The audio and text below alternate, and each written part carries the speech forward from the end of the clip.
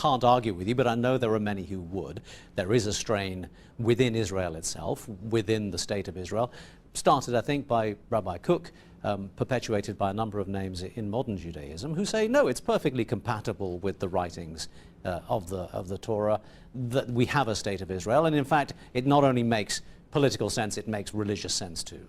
Yeah, well, that is why I said I'm not requiring anybody to become a scholar in Judaism, but if you just step out of the box, let us just say, and go to Jerusalem, go to New York, go to, in London, Stamford Hills, the religious communities, the Ivy League of Judaism, the rabbinical colleges, you will see that the most religious communities, every one of them, they are anti-Zionist, and they, for instance, in Williamsburg, you won't find one Israeli flag. The majority of Jews in Jerusalem and Palestine won't send their children to the army, and they don't fly Israeli flags on their buildings because it is contradictory. It is diametrically opposite. What about the settler movement? I mean, they present themselves as being religiously based and very fundamental. Yes, there is the issue that they fuse together Zionism. They've hijacked the name Israel, the Star of David. They're using this, and what they're doing is they've been able to, by incorporating the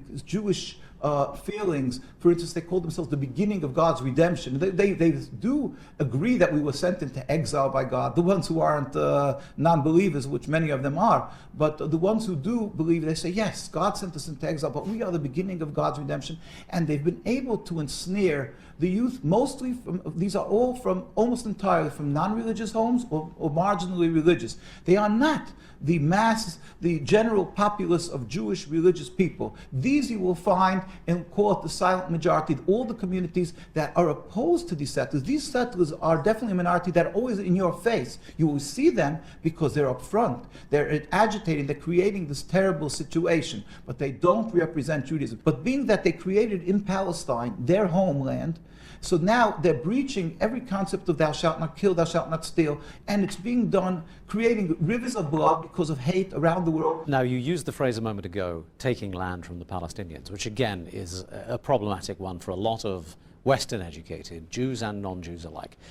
There is an argument, which is very much in the news right now, that there is no such thing as a Palestinian people, and there is an argument that says the lands that we are talking about never belonged to anybody called Palestinians. So what do you mean by taking Palestinian land? You know, the Zionists would love to get into some technical jargon and technical. What are you saying? There's not a Palestinian people and the land. We're talking as individual dwellers in Deir Yassin, in town after town and town, that we have many of our Jewish colleagues who are presently still living in the occupied Palestine there in Jerusalem, and they remember how they lived in total harmony with their Muslim and Arab neighbors, and they live there. The majority of people reside in Palestine. But what do you say to Newt Gingrich, who says Muslim. These are all Arabs? They're not Palestinians, they're simply Arabs. Again, these are technical terms to confuse the person. The fact is, the majority of people were non-Jews. They were Muslims and Arabs living in this area, whether it would be under Turkish or British mandate. That's neither here nor there. But they are the indigenous people who they either left because they were attacked as in Deir Yassin, or they ran away out of panic because they've seen what happened in these towns. And therefore, as a Jew, which is what people call human rights, we call godliness, we are forbidden to steal their land. So let me just paraphrase, if I could, what you've told us so far. The state of Israel has no legitimacy. It shouldn't exist at all. True. That Jews are responsible for rivers of blood, as you put it, in the Palestinian lands. That the Holocaust is not sufficient reason to override the basic Jewish premise that the Jews should not have a land of their own. I may not have quoted you entirely accurately, but even if someone like me were to even hint at thinking like that, I would be branded anti-Semitic. I would be vilified in the mainstream media. Yes, so the question is, are you anti-Semitic? That is the beautiful ploy of Zionism, that they can intimidate anybody who stands in opposition to their blatant, inhumane treatment of the Palestinians. And mind you, we will show you with God's help that they're brutally beating the Jewish inhabitants nobody can accuse us of being armed or militant, and yet you can see that the Jews are brutally beaten simply because they're standing in Palestine, because there's masses, tens of thousands of Jews who stand out and demonstrate, and they get brutally beaten because they're opposing the existence of the state, and they want the world to know. They get brutally beaten by the Israeli state. By the Israeli, I could see it on our site and links, but you can just see, and simply they're standing there, non-militant, we never carry arms, and this is what happens. But the argument that you have made Yes. will be interpreted by the majority of people reading English language newspapers, watching English language television, as being prima facie anti-Semitic. How does that make you feel that what you believe to be a true representation of your religion is being portrayed in the media as actually being completely contrary to that? Yeah, well, that's part of the tragedy that the media has been, unfortunately, we feel, sometimes owned and sometimes intimidated in a large manner by Zionism, in which they have media watch, just like they have AIPAC, that affects politicians, are fearful of speaking against the Zionist actions or whatever they do because they're labeled anti-Semitic. Anybody can go and to come to New York. We invite anybody who wants to come to Manhattan. I don't give visas, but if anybody who comes to Manhattan, goes across the bridge, and they'll see the largest Jewish communities.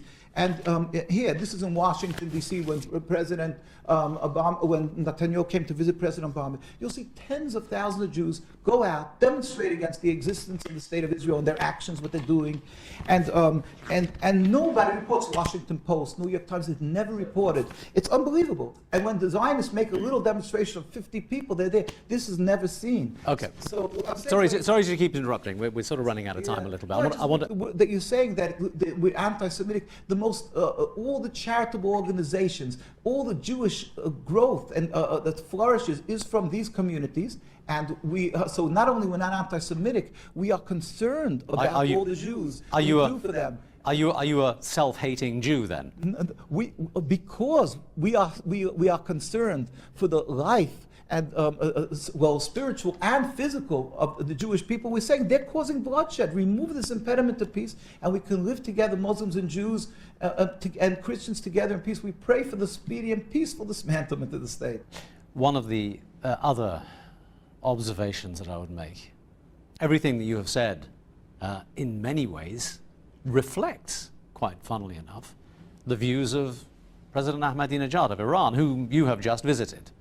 And he, of course, is vilified as being the most anti-Semitic man in the world right now, with the sole aim of wiping out Jews and the state of Israel. Now, you've spoken to him very recently.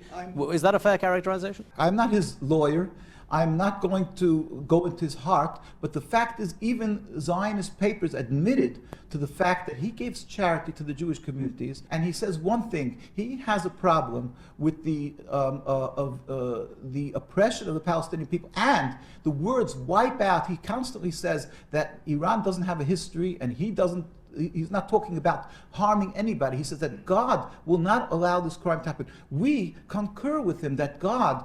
The Jews are in a danger because there is Zionism, and because it says in the Torah, if you rebel against God, it will not be successful, and it will bring catastrophic results. And Zionism has brought catastrophic results, and it could be much worse. You speak with great passion. You have supporting materials. You seem to dedicate a great deal of your life to this particular cause. A lot of people will look at you and go, well, just one, perhaps slightly extreme, perhaps slightly misguided individual. I mean, do you get much personal attack? Do you actually feel that anyone is listening out there, given what we see in the media every day? Well, again, that is the point. We say Zionism, that they vilify, they ridicule. Other people they call anti-Semitic, us they call self-hating Jews and so forth. They ridicule us as being just some a nominal number. But we invite anybody to come and study for themselves the makeup of Jewish communities worldwide, and they will find that the Jewish communities that are practicing the religion properly around the world, without an exception, from Australia, which is in Melbourne, the most, to Argentina, and I was in all these communities, thank God. No, I wasn't in Australia, I'm sorry, in Argentina. We just share this same view. You clearly are very passionate about your beliefs, but you are also clearly fighting some fairly formidable forces in terms of the Zionist movement itself, the State of Israel, international Western opinion and all. Do you have much faith that your voice will be heard? The great leader, Chief Rabbi of Palestine, Rabbi Teitelbaum of blessed memory, he passed away some 30 years ago. People asked him, it's daunting, how do you stand against Zionism? So he said, I'm not in the minority, I'm with God. There's a God who rules the world, who's the most powerful, and therefore we stand strong. And anyway, at the end of the day, God will accomplish. God will do, and we believe we pray it will end. The state will end because it's a rebellion against God. We just pray it should happen speedily and peacefully. Don't be labeled anti-Semitic. If you stand up and urge the world that they should stand up for the people who are suffering in Palestine, in Gaza, and don't be intimidated, but clearly distinguish. Don't call it the Jewish state, and we could go on and live and serve God together in peace. Rabbi, thank you for talking to Al Jazeera. Thank you.